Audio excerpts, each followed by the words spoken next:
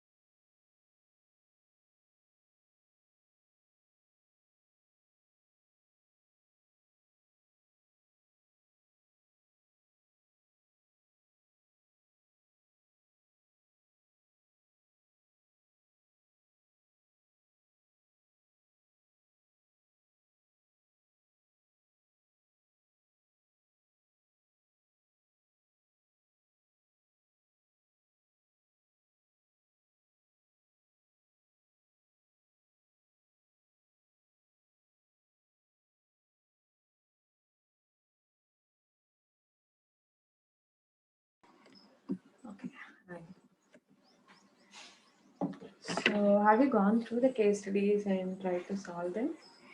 Yes, ma'am. Mom, I did not solve, but I read all the case studies. Hmm. I did not read everything. I didn't find the time to do it. I did a few. Correct. Oh, you didn't do the case studies? Okay. Shubhankar, you were saying something I just missed. Yes, ma'am. I have read also and I have tried to solve also all the case studies. Okay, thank you. Sindhu? Ma'am, I read all the questions Okay, and I understood those case studies. okay. Good. So, Anjana, maybe you may need some extra time to catch up with the questions. Yeah, I did. I did not read everything, but I read most of them. Okay, that's awesome. Yeah. So, let's start right away with case studies. With case study number one.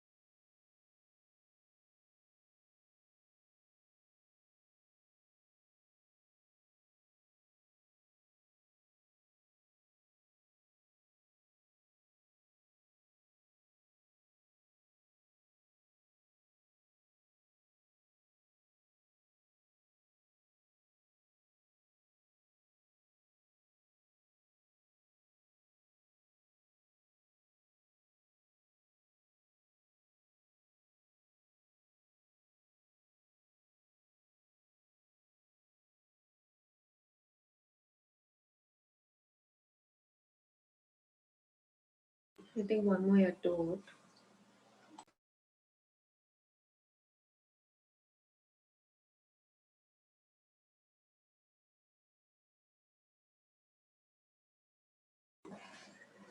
All right. Okay. Okay. So, second one, cost of project versus public safety was not a dilemma because we're not worried of cost of project, right? Public safety, of course, is a concern, but cost of the project is not something stopping us. If at all something stopping us or making us think, it is unjust order. It is chief engineer's advice, which is totally against what you think is the right thing to do in that situation. So identifying the dilemma itself is correct, and sometimes UPSC leaves it very open-ended for us, and it wants us to identify what are the dilemmas. Here you may write possible dilemma is, for some people the possible dilemma could be, let's say maybe you are in the, actually you are in the administration, cost of project could be a true dilemma for you. So if it just costs you 200 crores to change the whole flyover, then it could become a major dilemma that is confronting you in that situation. So you can even write some potential dilemmas. So this is also possible in that situation, and you can quote it.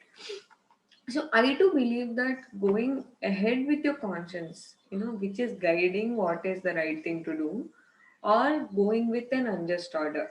So it is personal versus professional. So at a personal level, you know that it is extremely harmful and you cannot go ahead with the order of the chief engineer. But hierarchically, as an organization, you're bound to go with it. So what would you do? That's the dilemma you're facing. So the question asks is, what will you do in such a situation? Some options are given below. Evaluate the merits and demerits of these options and suggest what course of action you would like to take. So, following the advice of the chief engineer and going ahead, what is the merit? Hierarchically, you're just following the order, and you are thinking that okay, maybe he's chief engineer and he knows it thoroughly well, his decision is right. But what is the demerit? You fail to take action in a situation which is urgent. It might put so much public safety at stake and risk, and you did not have the courage of conviction to pursue something you believe, right? So you believe that the project might go wrong and injure people if it just goes ahead this way, but you do not have the sufficient negotiation capacity and inner strength to pull off what you actually believe. Make an exhaustive report of the situation, bringing out all facts and analysis along with your own viewpoint, state it clearly, and seek for written orders from the chief engineer. Would you still wait for the written orders if the chief engineer does not give a written order? So the merit in this case is yes, this looks like the right thing to do. One, the all the details are there. Two, if at all there is any damage later, you are free from it because you have asked chief engineer for a written order, right? So you are securing yourself from any further scrutiny, pushing the responsibility onto the chief engineer. But what is the demerit? You still don't address the issue at stake, right? Like the issue is still present, public safety. What if the chief engineer gives a written order? Are you ready to go ahead with the flyover construction? You may not, right? So it is just passing off the responsibility from your hands to someone else. Call for explanation from junior engineers and issue orders to the contractor for necessary correction within targeted time. This looks very good. So the merit of the situation is you're taking total ownership of the situation. You are also trying to hold junior engineers to account. And demerit, you may actually irritate your chief engineer because you are issuing orders, and there is a challenge that the correction may not happen within targeted time and it may become very, very costly, for which you do not have necessary funds. Highlight the issue so that it reaches superiors above chief engineer. Merits, yes, because your chief engineer is not responding, you're trying to address the situation at stake. The demerit of this is again you are bypassing hierarchy one. Two, as much as possible, it is good if you can get chief engineer on board rather than just going against him and trying to work with someone who is not along with you in this situation.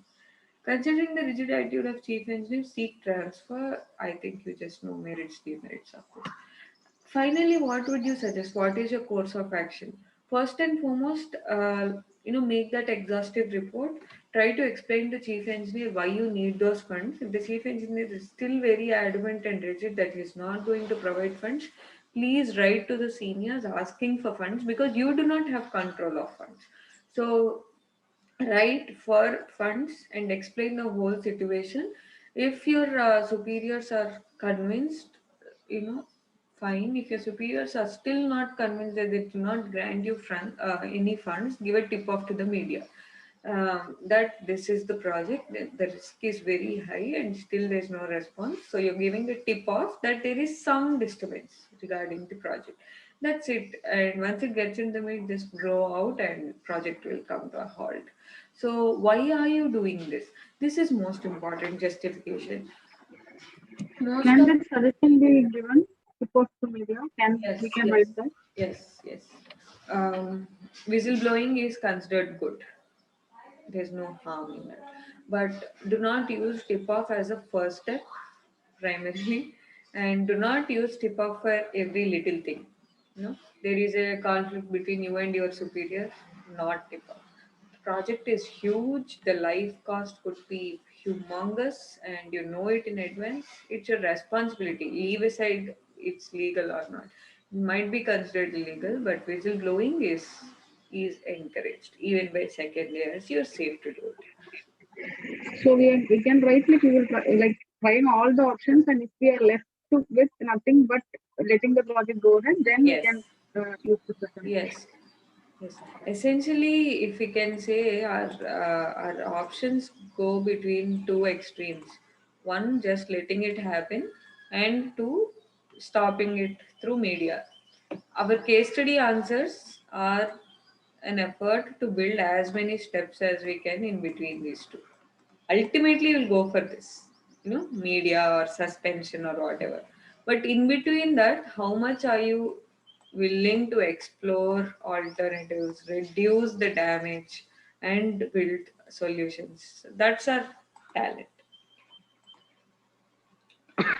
Yeah, Shubhankar. Hello, ma'am. Ma'am, can you just repeat once again the course of action? Because Yeah, it yeah. was so I, fast. yeah, yeah. What I thought is I'll give you the recording of our batch 3 for this case study session. It was nice 3 hour 45 minutes long, where we did each and every case study in little detail. Okay, Okay. ma'am. No problem. Okay. So you can take notes from that. Today we'll just discuss the spirit. Like we discuss, we'll keep our focus more on discussion today, so that the other one you can use for note making and reference. So, ma'am, I have designed this course of action. Like once that engineer have talked with the chief engineer, then again he can talk and explain how it will create problem for his post and career. Like it is the simplest way. If he agrees for repair, then it's okay. If there is no response, then the option which I have is the detailed report which I can send.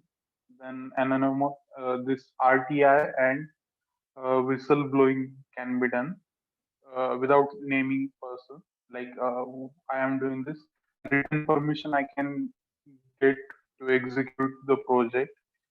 It will be just for the safe side, and this I can contact the media. This last option is there, or in between that we can report to the superior and make them understand that how this will harm the public and office, and they whatever the option they give, then we can do this.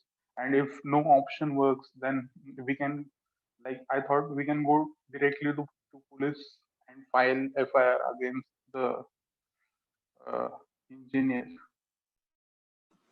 Okay. Why do you have so much hatred for chief engineer? Why do you want to show him as the villain? Maybe he's not the villain. Maybe he's also stuck in a dilemma as you are. So two things. One, that written order to push it on him. Why do you want to do that?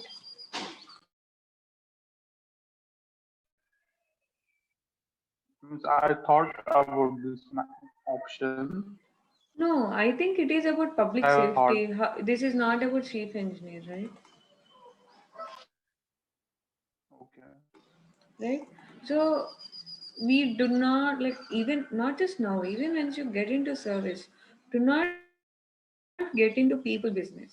It's not at all a priority. He is good, he is bad, she is good, she is bad. You don't know. So leave aside people out of the business. What do you have to do in the situation? That's the question facing us. Not what chief engineer is telling, not what the other superiors are telling. None of it. Now, Imagine. supposing the issue is not something like, which is affecting a lot of people's safety, and it is something more personal, like the chief engineer, other superior is asking us to like do a promotion or sign a file or something like that. Yes. In that case, we can use this That's option, right, different. to ask for Exactly. permission. That's in that situation, the problem is the senior. So it is just you are telling us just to address the key issue and not get into other things. Yes, yes, you're right. You put it much more explicitly. So, Thank you. and Yeah, Shubhankar. yeah, I got it now. There's okay. There's some disturbance in your voice. I got it now. Understood the problem. Okay, okay, great. Okay, so that's principle number one. And two, why FIR on senior? No, don't. You don't need to get into that business. So, your priority, write to the senior. First, explain, like you pointed out at the beginning, very beautiful. So, you told that, boss, this is the case. If something happens, your job is at risk and mine is at risk. So, you're trying to explain. Next, second level, you're trying to talk to him nicely. Maybe, some kind of informal dakka. Good. With the report, with the detailed report. And then you have to go to the senior. You can't wait anymore because you asked the contractor to pause the project. So you need to, on one hand, you have to tell the contractor to just go ahead with the change, or to just totally stop unless there are further orders from you. and then write to the superiors above your chief engineer, asking them for funds because you don't have funds in your hand, and then start changing the project. If the superiors also are not very favorable for change, please go ahead and give a tip off to the media. Why tip off to the media? Like, what made you go to that extent?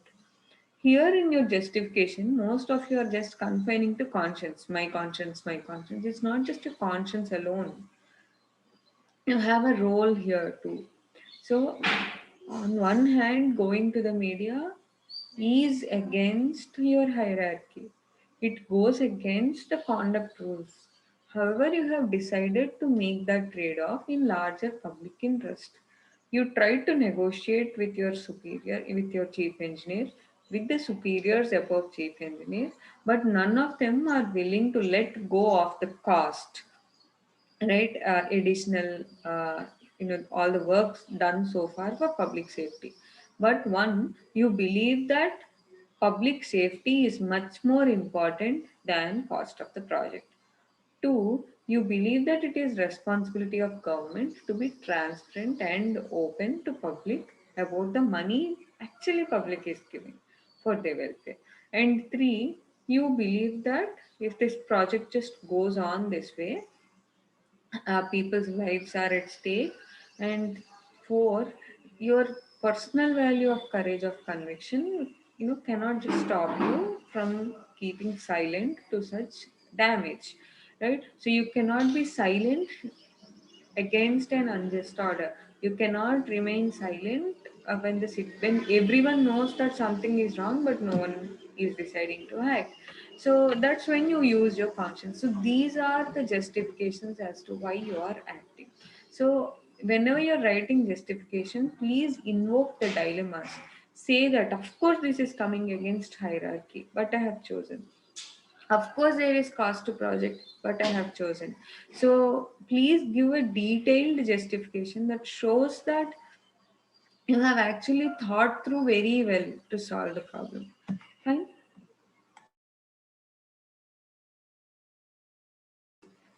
All right. Shall we go to the next case study? Yes, ma'am. Yeah.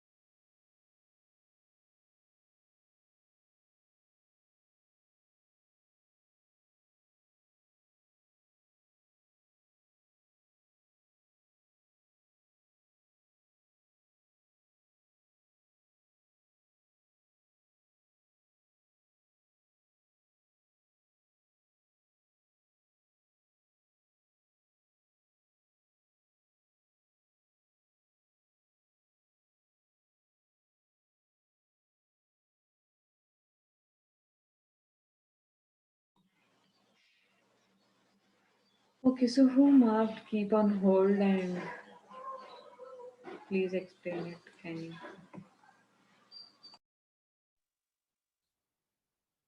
Ma'am, I have marked it, Okay. but I I think I have marked in hurried. Like I marked it and then choose the next option. Okay, so like what was your intention? So is it like I just keep it on hold while I try other options? Yes, ma'am. I thought like uh, I have decided to like we can rescue from the chairmanship. Okay, so you want to what like you don't want to be the chairman of that selection board. Yes, ma'am. Thought of that, but uh, that should be not. I think that shouldn't be option. Like Yeah, it we shouldn't should be. face the issue. Yeah, instead of like I would say more than facing the issue, it is an opportunity for you to select a professor, right? So why do you want to give up that opportunity because someone has interfered in the process?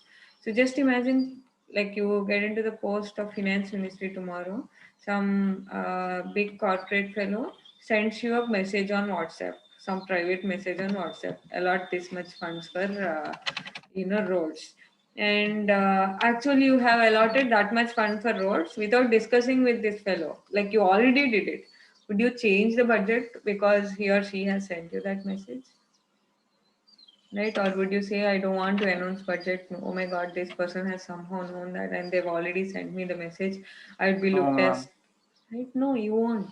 So it is important to remain honest and to maintain your integrity, but not at the cost of being coward, not at the cost of being indecisive, right? So this is very very important because it looks easy to discuss this topic in terms of policy paralysis. If we're discussing policy paralysis, it is easy for us to pass judgments on bureaucrats that they're not taking decisions, fearing the outcomes. But when we are exactly confronted with the same in form of case study, we just fumble to take decision because too many values confront us and we don't know what is right. In the dilemma of deciding what is right, we stop taking the decision. So that's the problem with with having conflicting values, and we should have a very clear conscience to cut through and take a decision. Fine, great. Now, um, see, in this case, what I think is what can be done is we can nicely. It's easy to reject the proposal and say that okay, boss, no, I'm not giving you a position, come what may. But what if the person is qualified enough that you can act, that you can look at the proposal and maybe find ways? What do you think? Don't you want to look at the proposal also? Ma'am, we can look at the proposal because what I thought the dilemma here is about the merit versus favoritism. Right. So if the person comes through formal channel, so maybe you can ask him or her to apply through a formal channel. And if they're qualified enough, why can't we hire them?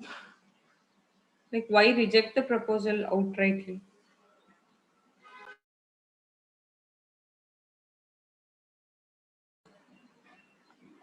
Isn't it? So explore the proposal. If he or she is qualified enough, you are very lucky because the dilemma is resolved, isn't it? So, one, the person gets his or her job, and on the other hand, your institute gets funds. It's the least conflict driven solution to a very big problem facing you. But if the person is not qualified, that's when the challenge starts coming. So then what would you do? You would write to the government functionary saying that these are the reasons for which I'm not ready to give him or her a position of professor in the institute. It's a leading institute. I cannot compromise on merit. So I'm rejecting the offer, but it is not right for you to stop funds in the name of giving a job. This is the urgency for funds. So you quote the entire situation of your organization and request the functionary for funds. The functionary is not ready. So you're requesting the functionary, you're not confronting functionary, or nor are you filing a complaint on functionary that this person has actually recommended and gave me a warning. No, your problem there is funds for the institution. That's the problem. Don't prove your integrity. Don't get into the mess of complaining against someone. The single point focus there is to get funds for your institute. So you would write to him, you'd request him, you'd negotiate with him to grant you funds. If he's not doing it, then you would launch like a proper, instead of saying complaint, maybe I would say, then you would write a detailed report to the seniors about this functionary or to the minister, explaining why these funds are stopped. And even then you need not cite this business. This is our personal business. This keeps happening. But write the urgency of your institute to the functionaries at, above the government functionary. And if at all they respond, fine. If they don't respond, then maybe you can go in the complaint procedure. So this is the reason it has stopped, and this is the urgency. So you keep fighting for funds. But the recruitment is only a deviation given to you to just distract your focus from the central issue. So on one hand, you're outrightly sorry, you're checking the validity of the application. If the application is fine, go ahead, problem is solved. The application is not fine, that's when the problem actually starts coming. Then you start negotiating, you start talking to people, both this functionary and ministers above him, to give funds to the institute. And if they're not, you're ready to maybe complain, pursue this aggressively on a vigorous note, right, until you get funds. So that's the approach you're going to take. Course of action, justification. And what is the justification? One, so like what are the steps you're taking to just explore this person credentials? You're saying if at all the person is qualified enough, then both the problems can be solved with least friction. So that's the ideal way of solving problems. If the person is not qualified for merit, you're rejecting. Why? Because like Shubhankar pointed out, you're giving priority to merit than any kind of favoritism. So you're being intolerant to favoritism and any sort of corruption. You're not misusing the position you are given for any personal gains. Of course, here you're not using for personal gains also. It's for institutes gains after all. So, and third level, you're not allowing such pressure tactics from any official. So you're upholding your institute's values and the institute's ethics. You're creating a work culture in the organization, which is not compromising to pressure or any political influence.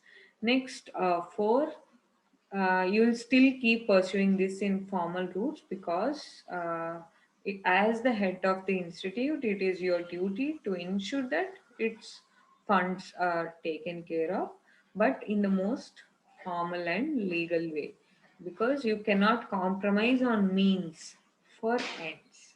That's it. Is that clear? Yes, similar question on, not similar, there was one question on a journal, I think, where will you recruit a person whose parents passed away due to COVID, something like that.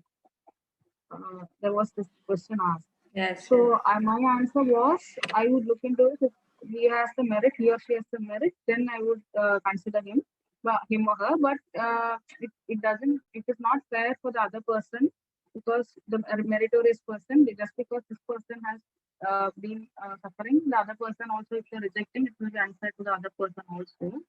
So only by looking at the merit, we should decide, and maybe if both are meritorious, then maybe this person has a slight edge over the other person. Then you select. That's what I wrote. Is that the right way to do it?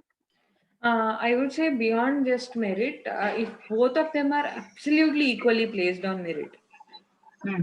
So taking that situation, I would say maybe we can favor yeah, he has a slight edge over the other person, but in other case, I don't think we should. In other case, maybe how about upskilling? Like if you can try and upskill a bit. Yeah, that's what I had written. We can try and Yes. train the other person or do Yes. other things, but Yes. not reject the other one just because he did not face anything like this. We can't Uh, reject the other person. It will be unfair to the other person. yes, you can say that, but I would say if, yeah, like I think it's just the same. If the merit gap is huge, sorry, Hmm. you really can't help. You cannot compromise on merit. But if the merit gap is just marginal, then I think you can accommodate this need. And some of our previous students said they would even give a reference among your friend circles for the other candidate. You can try such things. But because I felt we are only focusing on this person and we are just ignoring the other one, it is very unjust if we just reject this person. I think it is unjust. He is meritorious Yeah, and but just the because of situation this. is COVID, isn't it? Yeah, but It's like it's the worst pandemic we yes, have but ever faced. it's like every other situation. If we put ourselves in that situation, it feels very unfair, right? I mean, I'm not, if they're both are meritorious, then it's okay. I understand with a slight edge. But even if the other person is not as meritorious as this person, and even then we choose him just because of this reason, I think it is very unfair of that for the other. True, true. I get it. I get it. Yeah, that's right. So there's no gap in the reasoning. Whichever step you may take, your reasoning has to be good. There's no gap there. Yeah. And next case study, I'll just on yeah, on the bona fide mistakes, just refer to the previous video. And also, we have shared second ARC recommendations on the group, right? So, in second ARC, there is a full chapter on how to resolve, in cases of bona fide mistakes. You can just refer to this, to that, as well as previous video, because it's just a dictation of key points. How not to punish honest civil servants in bona fide mistakes. Let me give you the spirit of a bona fide mistake. In civil services, there is no easy way to decide what is right and what is wrong. For example, just take that flyover thing. Was it easy to tell which is right and which is wrong? No, it's not easy. It's not easy, right? There are too many values at stake. Your superior is saying something. On one hand, there is cost. On the other hand, there's people's life. So you are one person standing against so many people who think differently, and the contractor may not be ready. It was not easy. And in such situations of moral vacuum, there's no, is there any rule or law which can help guide you to take decision here in that situation of flyover? Can you apply any law and solve the problem?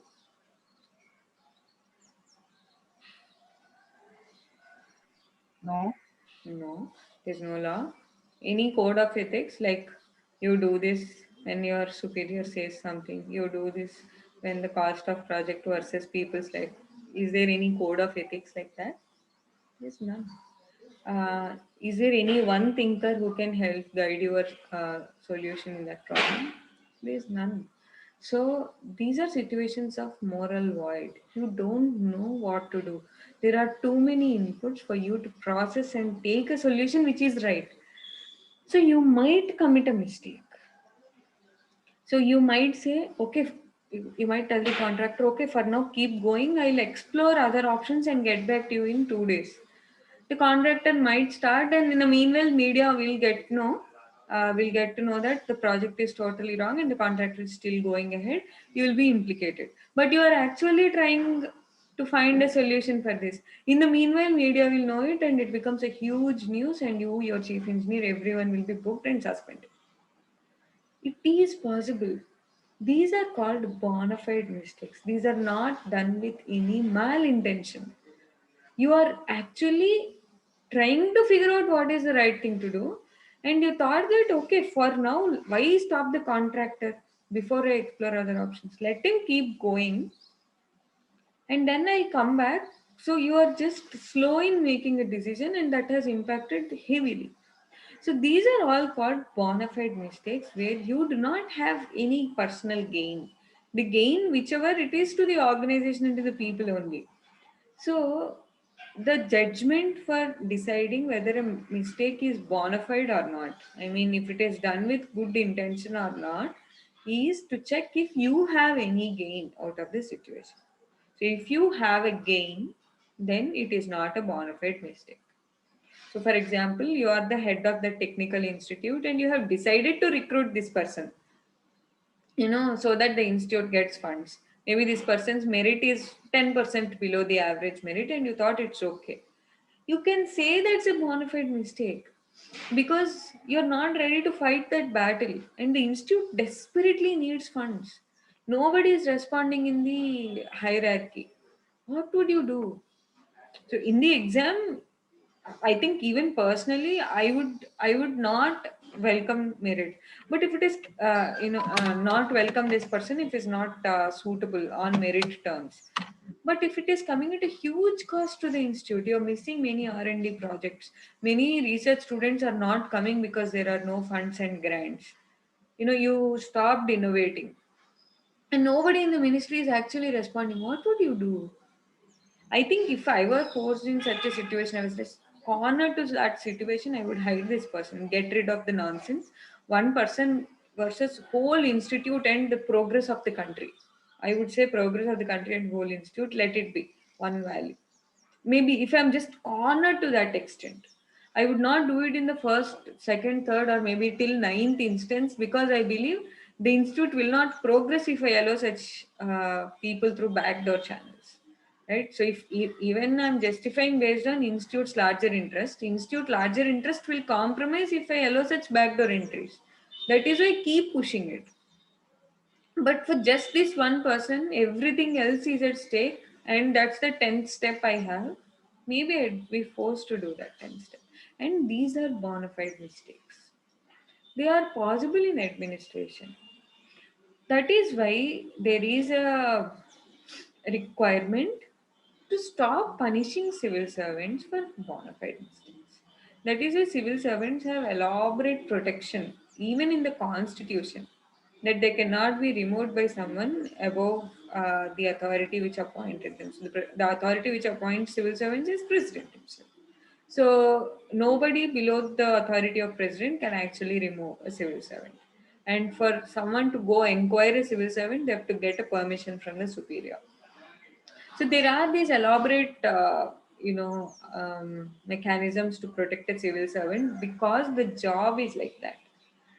The question asks us, how do you ensure that honest civil servants are not implicated for bona fide mistakes? So what steps would you take? This is nicely covered in second ARC. They have given a set of recommendations. I discussed in the previous session as well, and I think you can just go ahead with that discussion. Next one, that Rampur administration. Right? Go ahead.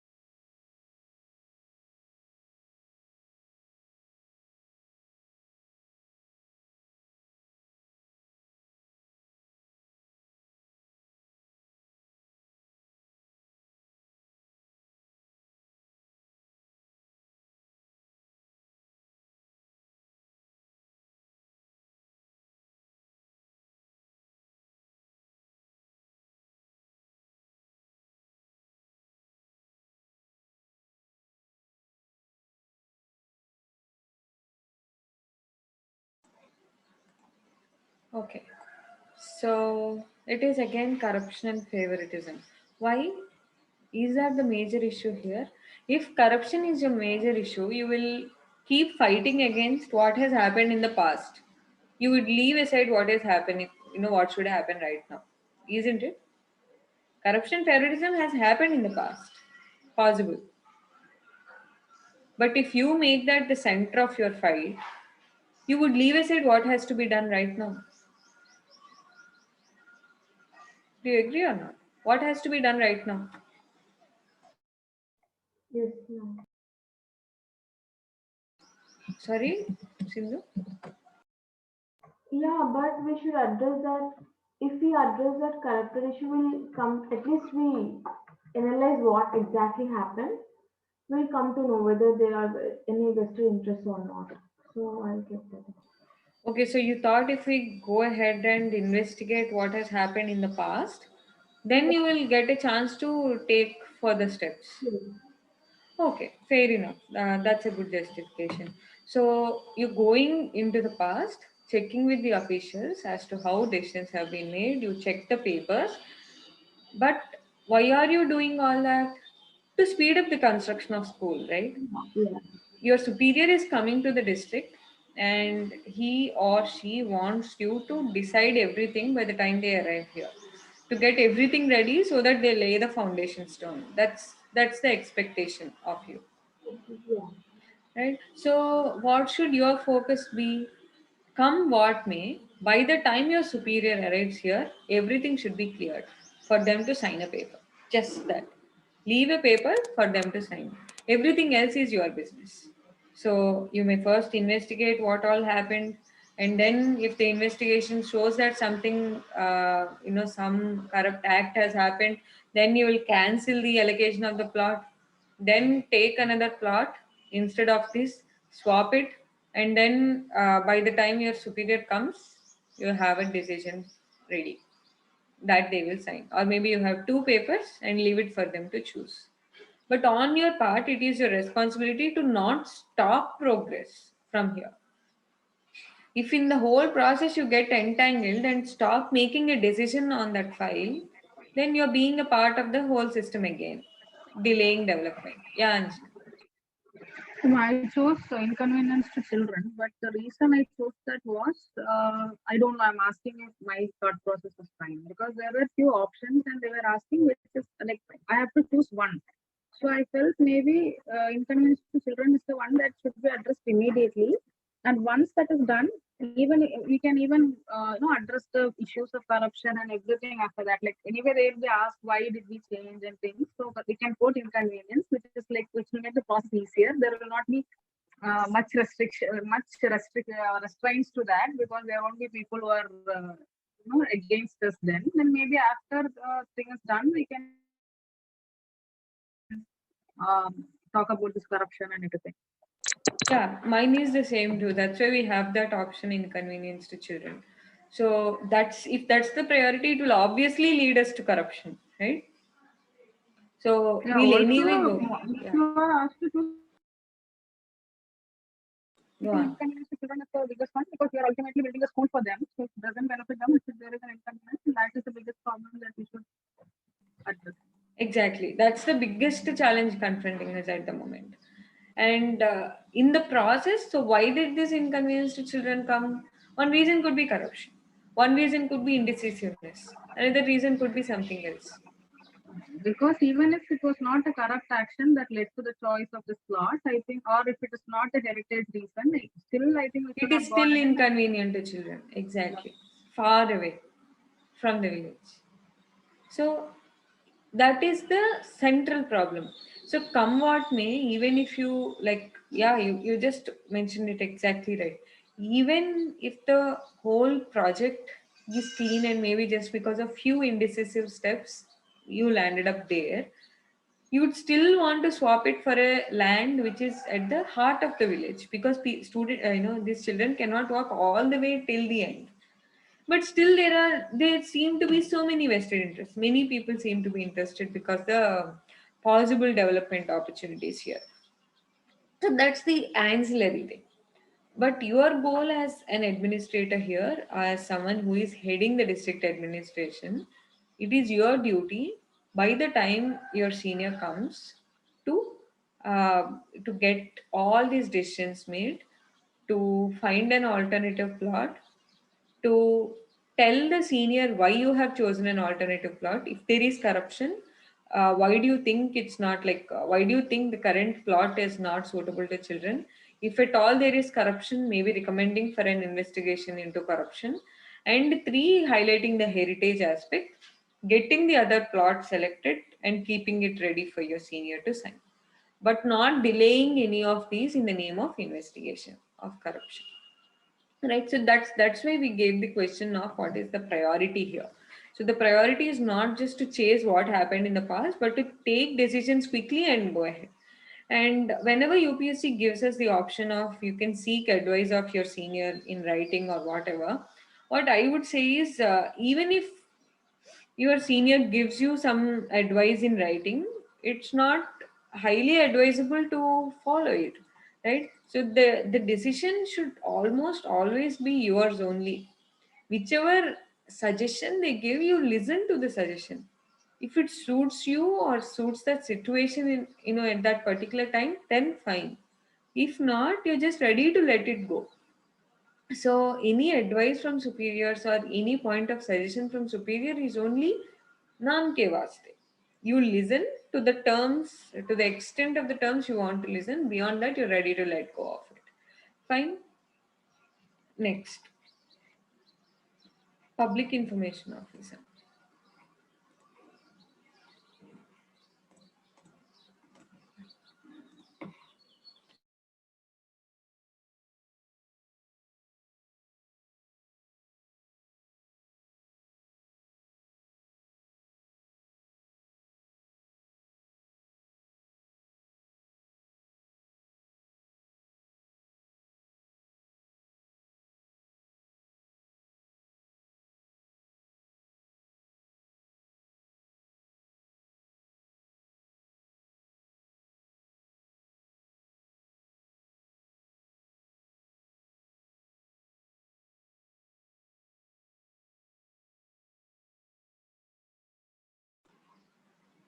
Yeah.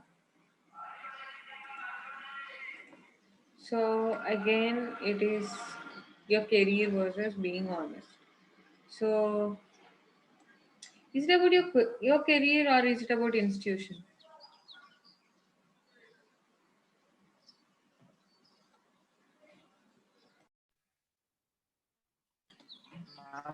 There is a lot of confusion among the options. Okay. Okay, you just give me your explanation. Of course, we reduced very subjective options into two objective options. It could be difficult. You can just give me your interpretation. Yes, ma'am, because I thought I'm thinking of big interest, like there is about transparency. We should, as an institution, we should be transparent. But there are like this career option also. That's why I'm confused between the two. And I'm not having a clear justification for that. No, I don't see an institutional interest there. I mean, transparency and institutional interest, I don't get it. Hmm. Because the institutional interest is to be transparent only. So what is the dilemma there? I I'm don't know. confused between transparency and career option. Like if it was like career versus transparency, then it would be easy.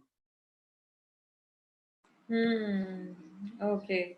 So, isn't there institutional interest? Anjana, I think we can discuss this a bit Yeah, I didn't get because it. there are. It's not just about you; it's the whole team which is involved in this. And one more thing. See, the information the decision could not altogether be right, but there's no intent of harm in that. That is what is sensing. And one more thing, this is more about the team as a whole, the decision the team as a whole has taken, and of course, it will have an impact on the institution's name, right? on the decision making capacity of the institution, because there are several other colleagues. It's not just about you, isn't it? Yeah, but aren't Yeah. they this public information officer? I mean, what is, I don't understand what is their job exactly? What are they doing and what have they done wrong? I thought this was being transparent, or that is what they are supposed to do. And I think this person is also realizing that what they have done is wrong. So I Hmm. think the only conflict that this person is having might have is majorly that he knows that it is wrong, and by being honest, the career is Exactly. Thank you. So, if at all, and it's not just about you alone, it's about the team also, right? yeah, that I did not Right. think. Yeah. So what would you do? Would you immediately reveal the information, or would you just take a step back, ask for some third party in your organization only to check the whole scene? If there is intent, reveal it. If there is really no intent, let's just wait for an investigation, internal investigation, then we can expose. What do you say? So suggesting something like option 3, is it? So suggesting something like that. Yeah, but you don't analyze it. You ask a third party to do it. So if you do it again, it can be it can jeopardize the transparency of the investigation. Yeah, someone else will do it, and if there is no intent, uh, do not reveal it Yes, completely. do not Like, reveal it completely. Or maybe if there's no intent, instead of saying do not reveal it completely because you cannot suppress information, do an internal investigation as to what is the extent of harm done by this. Let's say, as an organization, collectively face it. Instead of pinning the responsibility on few, as an organization, we can collectively, based on the outcomes of the internal investigation. If the outcomes are extremely damaging to public interest, like extremely damaging, then no two ways about it. We have to reveal the information. But if the outcomes are okay, sir, damaging, it's only technical in nature. The damage was not financial. The damage was not lost to life. The damage was not done to national security. It's just few people did not sign the papers, while they should have done something like that. If the damage is on those lines, as an institution, we can maybe collectively face it and say, you might even I won't say alter the information. um Ma'am, we can, present like it you differently. just told now, we can have an internal like committee and discuss the issue, and then all together, like they can collectively take decision and Collective like decision. they can change it, like if it was made wrong, then they can make it right now. They have opportunity to make the decision, and then they can give this information, like with the ratification, that they have changed this decision, it was wrong, and they have changed this decision. They may face some problem, but the decision will be made right. They have opportunity to make it right. And also, this collectively they can again maintain the transparency. Wow, that's it. I have nothing to add. Thanks, Shivanga. Beautiful. So Yeah, this comes along the lines of the bona fide mistake that we were talking about. exactly. That's it. If it is a bona fide mistake, there is a possibility because this person realized it. And we brought in the point of institutional interest because a team is involved. Maybe none of them could be meaning harm. If it just goes out like this, everyone will be Yeah, presuming they have colluded to take a bribe, right? I didn't see that right. Yeah, that's it. And then you can argue for all of those cases. Next, state prohibition, corporate house, rescue operations. Please refer to the previous video. That's like nothing much. Even politicization, go for. So the next four case studies, you can go for the previous video. They're all technical in nature. Politicization and bureaucracy is just a listing of points. Uh, Crisis management, corporate house, and prohibition. These are all technical in nature. We'll discuss whistleblowing. That's very exciting.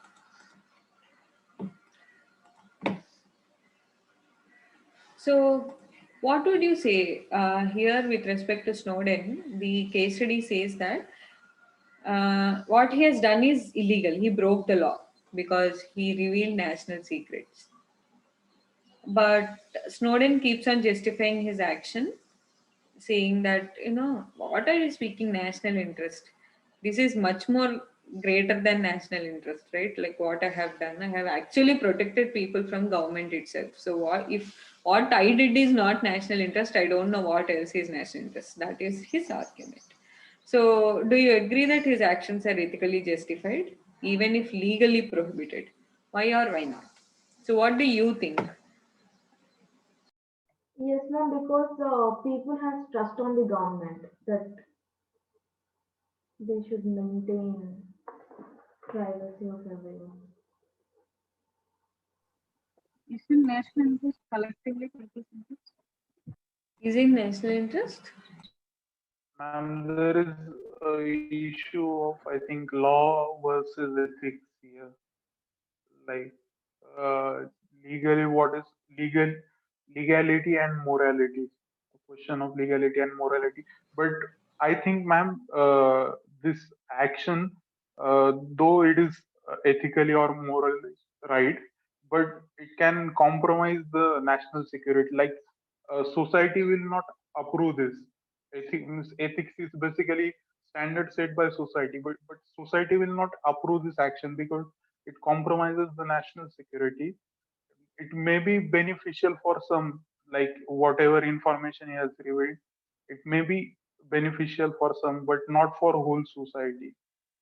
And the one thing is that every government do surveillance, that there is no option, like they have to do something. Like there is issue between, like this issue is there in this also, like COVID, Arogya Setu, the same issue, like surveillance versus national interest or this. Okay, so let's just get into surveillance a bit. So, surveillance is something which you do on good citizens to find bad citizens. How surprising is that? Who are you punishing, good citizens or bad citizens?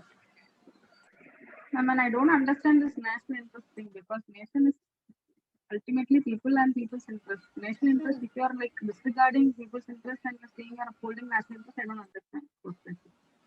Yeah, that's one. Totally true. And what do you think? How is surveillance working? Who is surveillance actually punishing? Is it punishing good or bad? In search of bad, surveillance actually punishes the good people every single day. It looks at every good person as a bad person. Also, I'm not saying no surveillance, but people must be aware it is not something if we keep people in the dark and do that. Exactly. And without their permission or without their acceptance, it won't happen. You can't do it. So you have to let people know which aspects they're, their life, into which aspects of their life government is entering. Because otherwise you're not actually trusting your people, isn't it? So that's the biggest question I have with surveillance. It looks at every good citizen as a bad citizen. It looks at every good citizen with a sense of doubt. It looks at each and every of your transaction with a spy eye. That's the problem with surveillance. So, what do Major you? problem Yeah, with the argument I see is how can a handful of people decide what is the national interest? Like what gives them that authority to decide what is the national interest? yes, It's yes. like Let's. it's like an authoritarian state, like a dictatorship, right? That's what it implies. If a set of people decide what's the best for everybody. No, actually, we can go beyond that. Let's get to it slowly. So, first and foremost, when a country is saying I'm trying to look at my people and find out few, harmful citizens, you are looking at every good citizen as if they have committed a crime through a negative eye. You are interfering in their daily lives first. Second, what, in your opinion, is national interest? Like, what exactly is a government trying to secure in terms of national interest? Is it only security related interest? Is it not about citizens actually enjoying their freedoms? Is that not national interest? Is national interest not in terms of people's liberties? Is national interest not defined in terms of how much control people have over their lives? Is national interest not defined in terms of transparency and accountability of the authorities to citizens? What exactly is national interest? National interest, unfortunately, is defined in very narrow terms of security alone, right? Like, do we speak of national interest when we are speaking of migrant labor walking on road? Do we call it you people walking like that is against our national interest? No. When we get that hunger index or malnutrition report, are we saying this report is against India's national interest? Because every year in India, 33% of our population, our children especially, they are stunted and wasted, affecting their cognitive abilities. We are doing a crime on our future generations. It's utterly criminal. Why are we not calling it national interest? When our farmers are committing suicides, are you telling them to stop because it is against national interest? When there are security violations against women, sexual harassment on women, are we calling that against national interest? No. Why are only a bunch of terrorists, maybe 10 or 20 people, becoming an issue of national interest? The entire life damage that has happened because of terrorists, leave aside terrorists, just because of rapes in India is not equal to the amount of harm done by terrorists so far. But that has become a national interest while this is not. So, unfortunately, national ego, national pride will zoom up when we speak of security. There is national pride, there is national ego that we attach. That is why security issues take the center, while the other issues are not related to our ego or pride. We don't take it as an issue to our ego or pride when children are dying because of malnutrition. That is not becoming an ego issue, unfortunately. We I only think take, yeah, yeah. using the word itself is kind of like a trap into letting us think what that is right. Because when you say patriotism, national interest, and stuff, people are easily gone. I mean, there is an example recently with the Indian cricket team where Virat Kohli had taken paternal leave. So people were like, he's playing for the country, it's the nation. He has chosen family over the nation. Uh, but it is a sport and it's like his profession, so he has chosen his family. I mean, that's important, and I don't see a problem there. But there were so many outrages, and people were so angry about his decision. So I think just by using the word nation, country, national interest, I think they are blowing it out of proportion. Exactly. That happens with army as well. We are so worried with armed men dying than we are worried with our farmers dying. I'm not equating these two, but the amount of response that a died soldier elicits is disproportionately high when compared to a died farmer. In fact, at least soldier's life is not in your hand, but farmer's life is in your hand. You're doing nothing here and you're not even crying when he dies. You're doing so much there. Like, you yourself have taken those AK-47 and sat on the boundary, at the border. You're also ready to fight, right? So it's not like they come and attack you. You're also ready to attack if need be.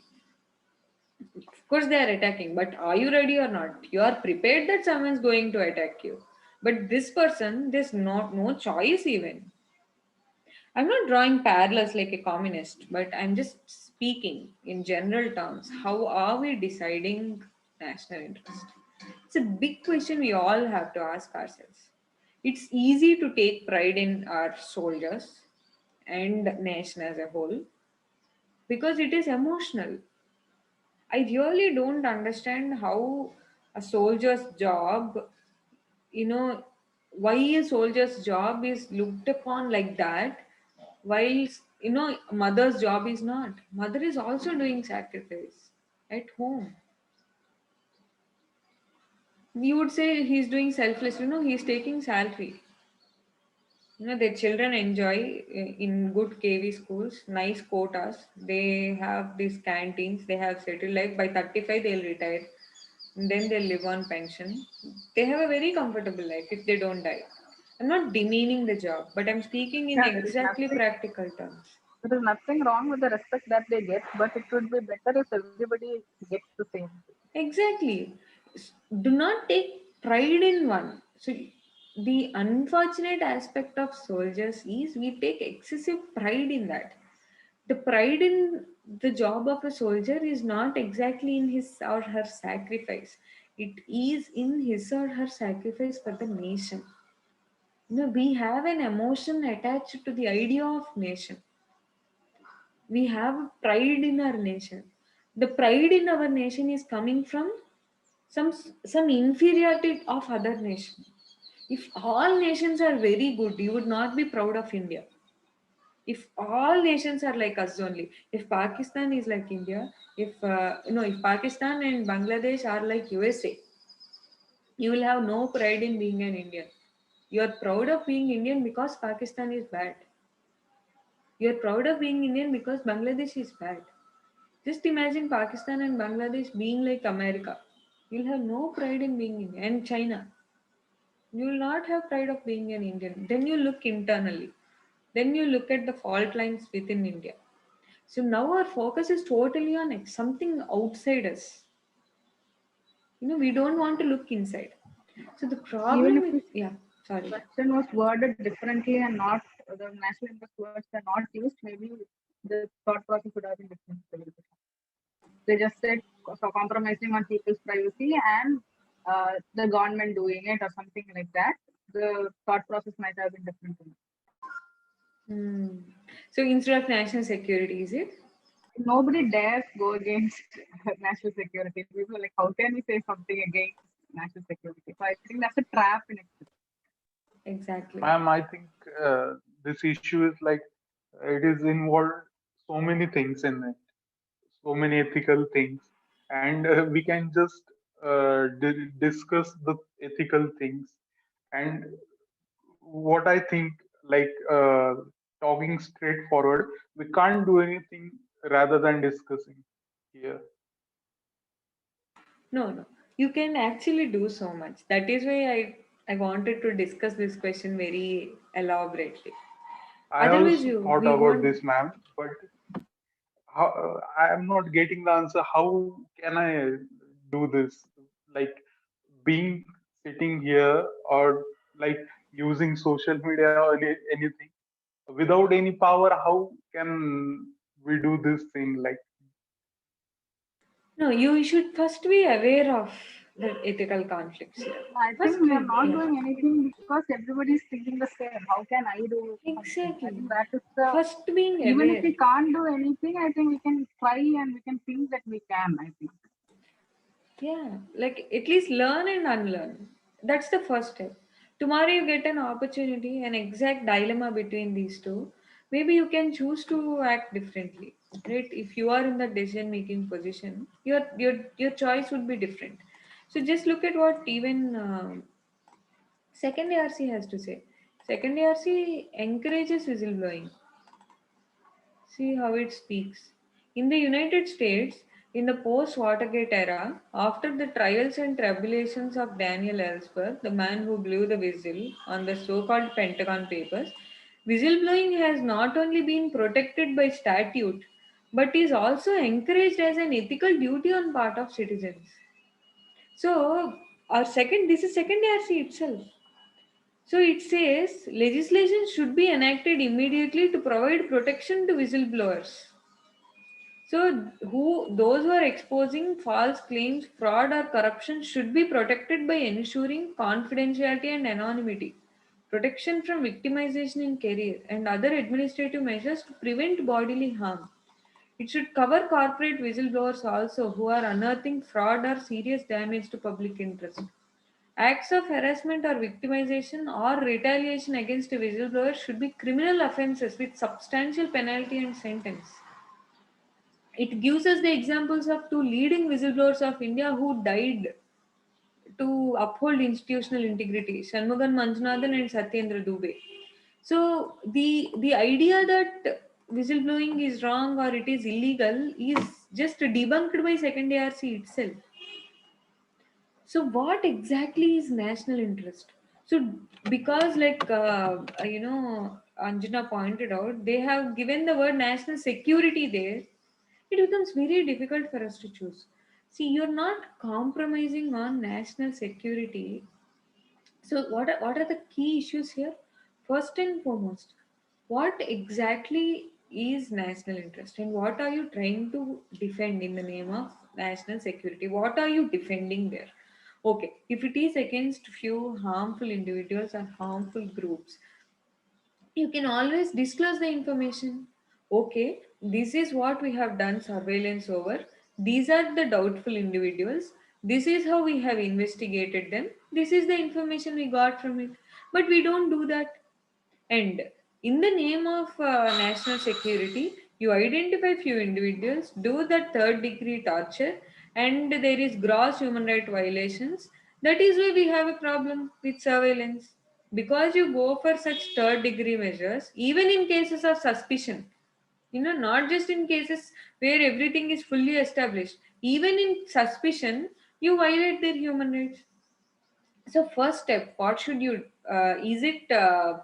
is it ethically justified even if it is legally prohibited? Yes, it is ethically justified. What justification can you give? First and foremost, because they are protecting larger public interest, not just national interest. They're protecting public interest by by being transparent. He is being transparent about what government is doing, and people have every right to know that. Two, there is no compromise to national security in such instances because all he is asking for is transparency from government. If at all I file an RTA and that is what you have done is extremely damaging. So if you reveal that information, someone will go and implant a bomb in the in a very crowded place, then you won't reveal the information anyway. We have National Security Act which prohibits revealing information which is extremely dangerous for people to know. So such information you are anyway securing. Two, and three, what exactly are you trying to protect in this? Are you trying to protect non-transparent actions by government? Are you trying to protect any illegal actions done by government in the name of national security? Then no, it is his moral duty to uphold larger public interest. And see what American Society for Public Administration says. What are the eight key principles we have to uphold in public interest? One, the action you are taking should advance public interest. So you are saying it is advancing public interest, but Edward Snowden has very strong reasons to show how people's privacy is broken. Next, innocent people might be convicted and dragged into a legal process just because of government suspicion. That is the problem with surveillance. Innocent people will get entangled because of technological solutions. Next, three, it is public interest because money is public. You are just public representatives. You are elected by people. You have to be accountable to them. Does it uphold the constitution and law? Constitution itself says you cannot convict someone if they haven't done a crime. You cannot. I think even for Prevention of Detention Act, it gives some number of days. What is number of days? Is it 6 months? Right? Even in the most explicit cases of crime, our constitution gives protection. So it is against the constitution if you violate people's rights just based on your perception that something wrong could have happened. It is against constitution because you are violating right to information of your citizens. Does it promote democratic participation? Are you telling people anything? This is why I have done this. These are the reasons for which I have set up the surveillance framework. Did you reveal what all data is collected? It social equity does not apply here. Are you fully informing people? At least some people. Do you have any third party checks where some sections of population are involved. Next, does it promote ethical organization because you're building your organization itself based on secrecy? So professional excellence does not uphold here. But what Snowden has done, he has upheld strongest personal integrity, and he has displayed lots of conviction for public interest. He has upheld principles of constitution rather than just ideals of law. He has upheld larger goals of transparency and democratic participation over secrecy and opaqueness in the name of national security. So, how can you balance? How can you weigh the competing values of national security and this? One, full disclosure on what data is collected. You need not reveal the data. So, these are the details we are collecting from you. You need not reveal the details. I mean, like which data is collected, you need not reveal. Second, if you can make it accessible to RTI unless the information is extremely sensitive, then you can ask a third party to decide. Maybe a competent officer, third party officer is not involved in the whole process, can make that decision. Second, third, in the name of national security, you cannot arrest your own citizens and resort to third degree torture. There has to be a fair and transparent procedure, maybe a board which decides whether the case actually has to go to the next level or not. Next, four, you should have strong provisions that empower people also to uphold their privacy.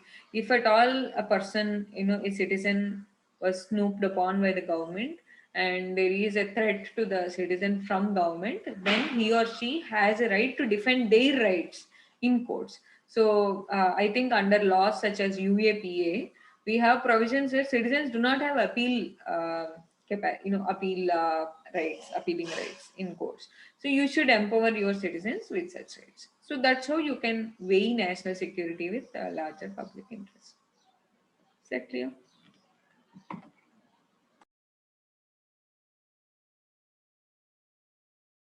Any other doubts here?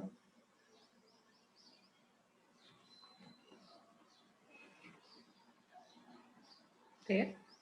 Are you there? Yes, ma'am. Okay. Ma'am, deontological can be applied here. Yes. Yes. And ma'am, I also thought about that salt law of can we relate like this thing? Salt law was broken Yes. and Any unjust for a law. That's larger. what. Yes, that's what Gandhi says.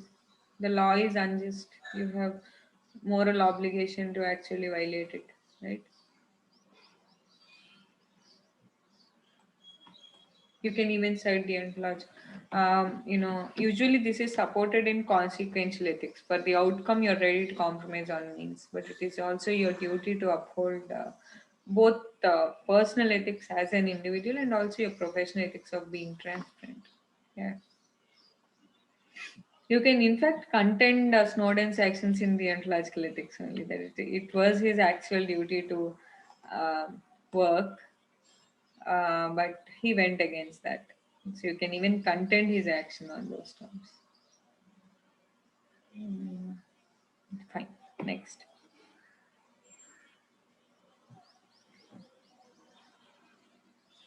So next. Uh, this one on one of your close friends. So the next one on land mining. That again you can refer to previous video. It is technical only. This one of your close friends who is aspiring for civil services come to you with some of the issues. I have written an answer on that. First, what I want you to do is please try and write uh, your opinions on all those four issues, like all the four which are presented there. Then look at my answer. Okay, so I'll share it on the channel by evening. Does that work? Can you all answer this case study? There are four questions in that case study. Each one has you have to critically analyze each of these options. Can you solve those four by evening? Yes, ma'am. So all that you have to write is just why it is good or bad. That's like, what's your opinion on it? Okay. Okay. Yeah. So then I'll just share mine. Shall we take the last case study?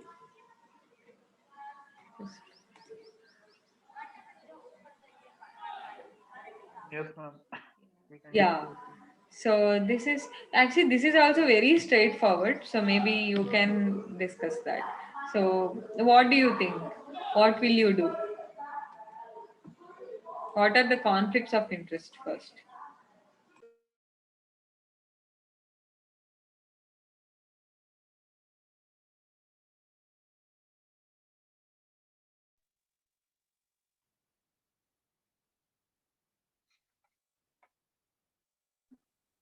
I don't think there is any dilemma in this. Isn't there any dilemma?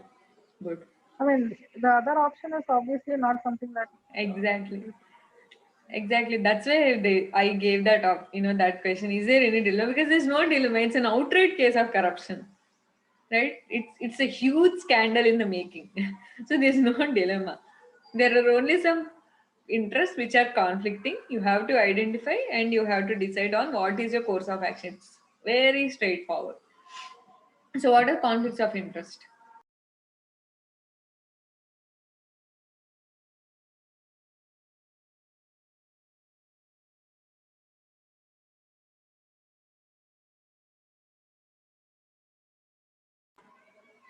Okay.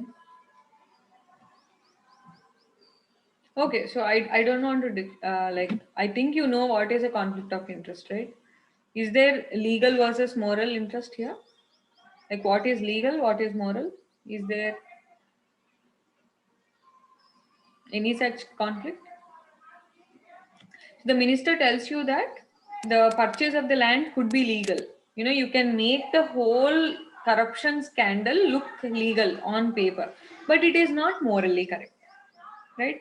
And is there public gain versus private gain? So if at all you take that land Public and interest, yes, public interest largely compromised for your private private. interest above. Yes, of you and the minister. Anything else?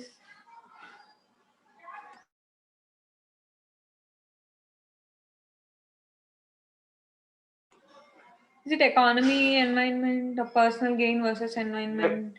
Huh? environment also, the financial burden and agricultural land. Yes. So you're compromising on ecology just for someone's private gain because you cannot value environment. You cannot put a number on the worth of environment. You're ready to compromise on its on its sanctity for someone's private interest. And what about you also as a person? So it may lead to personal inconvenience for you, right? You may be harassed, you may be transferred, or would you choose to happily take that land and be happy forever because the land anyway will be on your wife's name if at all you don't want it. So these are conflicts of interest. So conflict of interest is a situation where you have two competing values and you have to decide one, or two competing outcomes and you have to choose one. So you may not exactly face that conflict because you are an upright person. You would think, okay, there's no conflict of interest for me, I'm going to just straight away say that I'm not going to take land. But for the sake of exam, you have to identify, you have to bring out what is implicit in your mind explicitly and write it. Okay, so write down the conflicts of interest. That's it. And what are the Ma'am, responsibilities? Yeah, Shiva. public fund management is also one of So what is the conflict there? uh, Conflict means there should be two competing outcomes or values. What is it competing with? like private gain and public fund. So in the private gain versus public gain itself, you can write one fund management, two Okay. your gain and land, right? So under responsibilities, we can write this public fund management. Yes. Under responsibilities, yes. That's even straightforward. So what responsibilities as a civil servant?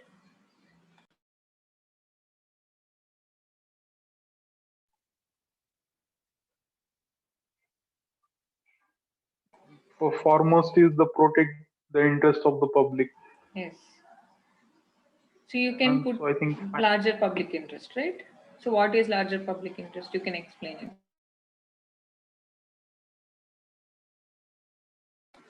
Can you explain what is that larger public interest you're trying to protect?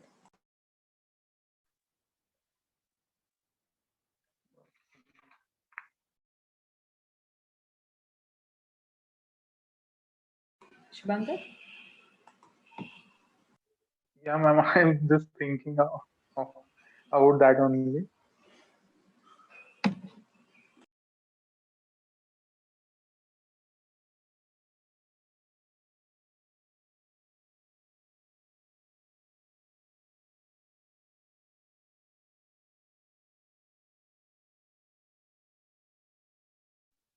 Ma'am, two things I can find out from here. Like, one is related to environment, uh, the interest, and another is agricultural land because livelihood of the farmers are dependent on that.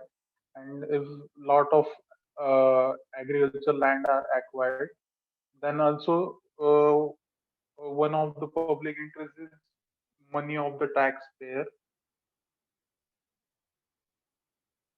Both are correct. Bang on. What else? What other responsibilities?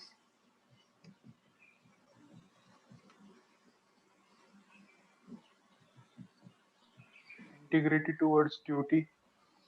Yes. Public integrity, upholding upholding your integrity of your position, because you cannot bend institutional values for your personal gain, right? Being accountable to public, standing up for the poor and the weak, like you mentioned, public finance management, like that. And then what is your course of action and what is your justification, right? So why do you choose to act in a certain way? I'll share my answer for this on the group.